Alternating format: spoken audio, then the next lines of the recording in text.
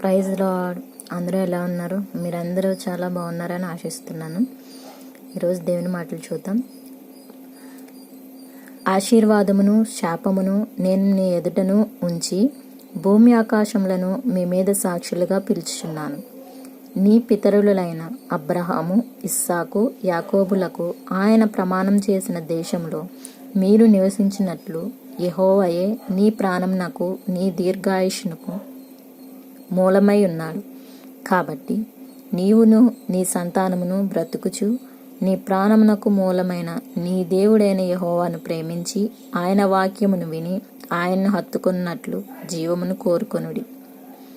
ద్వితీయోపదేశకాండం 30వ అధ్యాయం 19వ వచనం నుంచి 20వ వచనం.